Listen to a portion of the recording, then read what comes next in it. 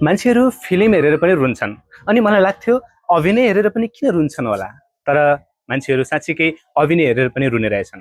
जब कथाले हृदयलाई स्पर्श गर्छ अनि भावनाहरू उद्वेलित भएर स्खलित हुन्छन् तब साँच्चीकै आँखाबाट अश्रुधाराहरू यत्तिकै बग्ने रहेछन्। अहिले यस्तै रुवाबासी चलिरहेको छ नेपाली सिनेमा हलहरूमा। त्यो हो चलचित्र गौँथली हेरेर। साँच्चै भन्नुपर्दा पूर्णबहादुरको सारङ्गी परान पछि यतिको उत्साह सिनेमा हलहरूमा मैले पहिलो पटक देखेको छु। अझ भन्नुपर्दा वीरगञ्ज जहाँ नेपाली चलचित्रहरू 2 देखि 3 दिनमै हलबाट उत्रिन्छन् त्यहाँ 2 सातादेखि निरन्तर गौँथली चलिरहेको छ।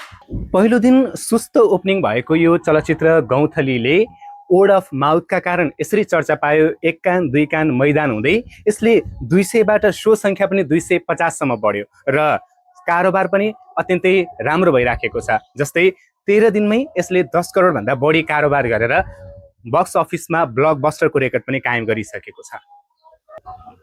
तपाईलाई थाहा छ आजभन्दा 20 वर्ष झन्डै 2 दशक भन्दा अगाडि वरिष्ठ चिकित्सक डाक्टर भोला रिजालले गौँथली चलचित्र निर्माण गर्नुभएको थियो, जुन चलचित्रले त्यति बेला पनि 51 दिन मनाएर इतिहास बनाएको थियो र त्यही इतिहासलाई पुनर्जीवित गर्दै त्यही कथालाई पुनर्परिष्कृत गर्दै उहाँकै सुपुत्र डाक्टर कपिल रिजालले यो चलचित्र निर्माण गर्नुभएको हो।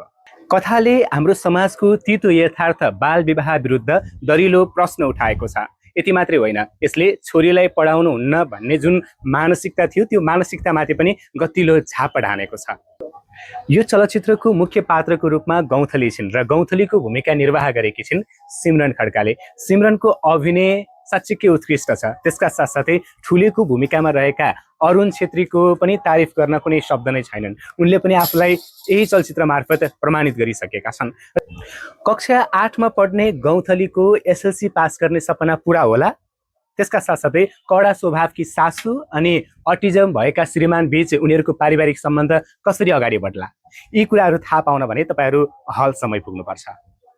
यदि तपाईले यो साता कुन चलचित्र हेर्ने भन्ने सोचिराख्नु भएको छ भने रुमाल र टिस्यु पेपर साथमै बोकेर, त्यसका साथसाथै अत्यन्तै पारिवारिक कथा छ, सामाजिक कथा छ, त्यही भएर तपाईँ आफ्नो परिवारका सबै सदस्यलाई लिएर पनि नजिकको सिनेमा हलमा गएर गौँथली हेर्न सक्नुहुन्छ। गौँथली अत्यन्तै उत्कृष्ट चलचित्र बनेको पनि म यहाँहरूलाई अवगत गराउन चाहन्छु। हस् त, फेरि पनि यहाँहरूको माझमा अर्को चलचित्रको रिभ्यू अर्थात् समीक्षा लिएर यहाँहरूको माझमा उपस्थित रहनेछु। अहिलेको लागि म सूर्य शुभचिन्तक पनि यहाँहरूको माझबाट बिदा हुन्छु। धन्यवाद, नमस्कार।